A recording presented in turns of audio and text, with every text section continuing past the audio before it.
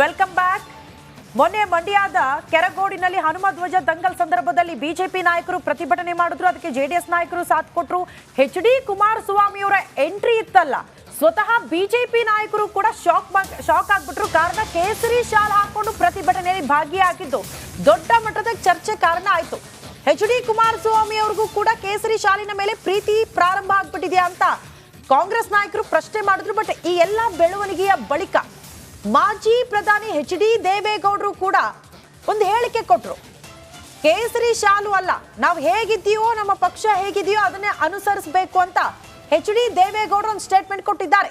ಕೇಸರಿ ಶಾಲಿನ ಬಗ್ಗೆ ಒಂದ್ ಕಡೆ ಸಮರ್ಥನೆ ಕುಮಾರಸ್ವಾಮಿ ಅವರಿಂದ, ರಿಪಬ್ಲಿಕನದಲ್ಲಿ ಬಿರುಗಾಳಿಯಲ್ಲಿ ಎಚ್.ಡಿ. ಕುಮಾರಸ್ವಾಮಿ ಅವರು ಸ್ಪಷ್ಟನೆ ಕೊಟ್ಟಿದ್ದಾರೆ. ದೇವೇಗೌಡರ ಅಭಿಮತಕ್ಕೆ ಏನ್ ರಿಯಾಕ್ಷನ್ ಕೊಟ್ಟರು ಕುಮಾರಸ್ವಾಮಿ ಅವರು?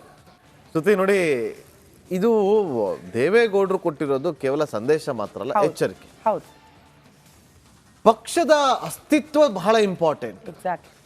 ಇವತ್ತು ಕುಮಾರಸ್ವಾಮಿ ಅವರು ಕೇಸರಿ ಶಾಲು ಹಾಕಿದ್ದು ತಪ್ಪು ಅಂತ ನಾವು ಹೇಳ್ತಾ ಇಲ್ಲ. ಅವರು ಹನುಮ ಧ್ವಜದ ವಿಚಾರವಾಗಿ ಬಿಜೆಪಿಯವರ ಜೊತೆ ಮೈತ್ರಿ ಮಾಡಿಕೊಂಡು ನೋಡಿ, ಸಿ.ಟಿ. ರವಿ ಅವರಿದ್ದಾರೆ, ಬಿಜೆಪಿ ಇನ್ನಿತರ ನಾಯಕರಿದ್ದಾರೆ, ಎಲ್ಲರ ಜೊತೆ ಕೂಡ ಅವರು ಹೋಗಿದ್ದಾರೆ. ಆದರೆ ಅಲ್ಲಿ ಅವರ ಪಕ್ಷದ ಶಾಲೆ ಇರಬೇಕಾಗಿತ್ತು. ಹೌದು, ದೇವೇಗೌಡರು ಇದೇ ವಿಚಾರವಾಗಿ ಈಗ ಬೇಸರವನ್ನು ವ್ಯಕ್ತಪಡಿಸ್ತಾರೆ. ನೀವು ಏನೇ ಮಾಡಿ, ಆದರೆ ಪಕ್ಷದ ಶಾಲೆಯಲ್ಲಿ, ಹಸಿರು ಶಾಲೆಯಲ್ಲಿ, JDSನ ಪಕ್ಷದ ಶಾಲೆಯಲ್ಲಿ ಅಸ್ತಿತ್ವದ ಪ್ರಶ್ನೆಗಳಿಗೆ ಉದ್ಭವ ಆಗುತ್ತೆ. ಯಾಕೆಂದರೆ ಇವತ್ತು ಕಾಂಗ್ರೆಸ್ನವರು ಇದನ್ನ ಒಂದಷ್ಟು ಪ್ರಶ್ನೆಯನ್ನ ಮಾಡುವಂಥ ಕೆಲಸವನ್ನ ಮಾಡ್ತಿದ್ದಾರೆ. JDS ಶಾಲೆ ತೆಗೆದು ಕೇಸರಿ ಶಾಲೆಯನ್ನು ಹಾಕೊಂಡ್ರು ಅಂತೇಳಿ ಅವರು ಮೈತ್ರಿ ಮಾಡ್ಕೊಂಡಿದ್ದಾರೆ. ಹಾಗಂತ ಹಾಕಬಾರ್ದು ಅಂತ ನಾವು ಹೇಳ್ತಿಲ್ಲ, ಎರಡನ್ನೂ ಹಾಕಬಹುದಿತ್ತು. ಹೋರಾಟಕ್ಕೆ ಹೋಗಿದ್ದಾರೆ, ಇದೆಲ್ಲವೂ ಕೂಡ ಇರುವಂಥದ್ದು. ಇದೇ ವಿಚಾರವಾಗಿ ಒಂದಷ್ಟು ಸಮರ್ಥನೆಯ ವಿಚಾರಗಳು ಕೂಡ, ಹೇಳಿಕೆಗಳು ಕೂಡ ಇದೆ, ಅದನ್ನು ಕೂಡ ನೋಡ್ಕೊಂಬೋಣ ಬನ್ನಿ. ಈಗ ಒಂದು ಧಾರ್ಮಿಕ ಕಾರ್ಯಕ್ರಮ ಅಂದ ತಕ್ಷಣ ಪಕ್ಷ ಭೇದ ಮರೆತು ಕೇಸರಿ ಬಟ್ಟೆ ಹಾಕ್ತಕ್ಕಂಥದ್ದು ಈಗಾಗಲೇ ಪ್ರಾರಂಭ ಆಗೋಗ್ಬಿಟ್ಟಿದೆ. ನಮ್ಮ ಕೆರಗೋಡಲ್ಲ, ಇಡೀ ದೇಶದಲ್ಲಿ ನಡೀತಿದೆ. ನೀವು ಕೇಸರಿ ಬಟ್ಟೆ ಹಾಕಿದ್ದು ಕೂಡ ಕಾಂಗ್ರೆಸ್ನ ಆಕ್ರೋಶ ಕಾರಣ ಆಗಿರೋದು. ನಾನು ಕೇಸರಿ ಬಟ್ಟೆನೂ ಹಾಕಿದ್ದೇನೆ. ಆ ಒಂದು ಟವಲ್ನ ಜೈ ಭೀಮ್ ಕಾರ್ಯಕ್ರಮಕ್ಕೆ ಹೋದಾಗ, ಅಂಬೇಡ್ಕರ್ ಅವರ ಸಂಘಟನೆಗಳ ಕಾರ್ಯಕ್ರಮಕ್ಕೆ, ಅಲ್ಲಿ ನೀಲಿ ಬಣ್ಣದ ಒಂದು ಸ್ಕಾರ್ಫ್ನು ಟವಲ್ನು ನಂಗೆ ಕೊಟ್ಟಿರ್ತಕ್ಕಂಥ ಸಂದರ್ಭದಲ್ಲಿ ಹಾಕಿದ್ದೇನೆ. ಒಂದು ಇದನ್ನು ಹಾಕಿದ್ರು ಅಂತ ತಕ್ಷಣವೇ ಅದಕ್ಕೆ ದೊಡ್ಡ ವ್ಯಾಖ್ಯಾನ ಮಾಡಲಾಗಿದೆ. ಪರಿವರ್ತನೆ ಹೊರಟು ಜಾತ್ಯತೀತ ಜನತಾದಳದಿಂದ BJP ಅನ್ನುವ. ಆದರೆ ಮುಂದೆನೂ ಹಾಕೋಬೋದಾ? ಏನು ಸಮಸ್ಯೆ ಏನಿಲ್ಲ ಅಂತ ನಾರ್ಮಲೇ ಹಾಕ್ಬಾರ್ದು. ನಮ್ಮದು ಅವರಿದ್ದರೆ ಹೋಗುವಾಗ ನಮ್ದು ಹಾಕೊಳ್ಳೋಕ್ಕೆ, ನಿಮ್ದು ಹಾಕೋ. ನಾಳೆ ಬೆಳಿಗ್ಗೆ ನಾನು ಮೋದಿಯವರು ಒಂದು ಪ್ಲಾಟ್ಫಾರ್ಮ್ ನೋಡಿ, ಇದು ದೇವೇಗೌಡರ ರಿಯಾಕ್ಷನ್. ಪಕ್ಷದ ಅಸ್ತಿತ್ವದ ಪ್ರಶ್ನೆ ಬಂದಾಗ ನಮ್ಮ ಪಕ್ಷದ ನಿಯಮಗಳೇನಿದೆಯೋ ಅದನ್ನೇ ಪಾಲನೆ ಮಾಡಬೇಕು, ಹಸಿರು ಶಾಲೆ ಹಾಕೊಂಡು ಅವ್ರು ಭಾಗ್ಯ ಆಗಬೇಕಿತ್ತು ಅನ್ನೋದು ದೇವೇಗೌಡರ ಸಮರ್ಥನೆ. ಕಾರಣ ಬಿಜೆಪಿ ಜೊತೆ ವಿಲೀನ ಮಾಡ್ಕೊಳ್ಳಿ ಅಂದ್ರೂ ಕೂಡ ವಿಲೀನ ಮಾಡ್ಕೊಳ್ಳಲ್ಲ, ನಾವು ಪಕ್ಷ ಬೇಕು ನಮಗೆ, ನಾವು ಬರೀ ಮೈತ್ರಿ ಮಾಡ್ಕೊಳ್ತೀವಿ ಅಂತ ಹೇಳಿದವರು ದಳಪತಿಗಳು. ಬಟ್ ನಿನ್ನೆ ಅಂದ್ರೆ ಈ ಹಿಂದೆ ಮಂಡ್ಯದ ಕೆರಗೋಡಿನಲ್ಲಿ ಪ್ರತಿಭಟನೆಯಲ್ಲಿ ಕೇಸರಿ ಶಾಲೆ ಹಾಕೊಂಡ್ರಲ್ಲ ಕುಮಾರಸ್ವಾಮಿ ಅವರು, ದೊಡ್ಡ ಮಟ್ಟದ ಚರ್ಚೆ ಕಾರಣ ಆಯಿತು. ಆ ಬೆಳವಣಿಗೆಗಳ ಕುರಿತು ಒಂದು ಸ್ಪೆಷಲ್ ವರದಿದೆ, ಬನ್ನಿ ನೋಡ್ಕೊಂಡು ಬರೋಣ.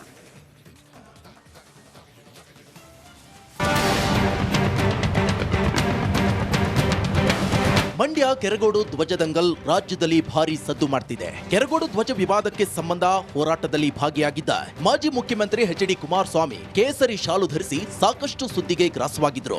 ಕಾಂಗ್ರೆಸ್ ಟೀಕೆಗಳ ಸುರಿಮಳೆಗೈದಿತ್ತು. ಇದಕ್ಕೆ ರಿಪಬ್ಲಿಕನದಲ್ಲಿ ಎಚ್.ಡಿ.ಕೆ ಸಮಜಾಯಿಸಿ ಕೂಡ ಕೊಟ್ಟಿದ್ರು. ಈಗ ಒಂದು ಧಾರ್ಮಿಕ ಕಾರ್ಯಕ್ರಮ ಅಂದ ತಕ್ಷಣ ಪಕ್ಷ ಭೇದ ಮರೆತು ಕೇಸರಿ ಬಟ್ಟೆ ಹಾಕ್ತಕ್ಕಂಥದ್ದು ಈಗಾಗಲೇ ಪ್ರಾರಂಭ ಆಗೋಗ್ಬಿಟ್ಟಿದೆ. ನಮ್ಮ ಕೆರಗೋಡಲ್ಲ, ಇಡೀ ದೇಶದಲ್ಲಿ ನಡೀತಿದೆ. ನಾನು ಕೇಸರಿ ಬಟ್ಟೆನೂ ಹಾಕಿದ್ದೇನೆ.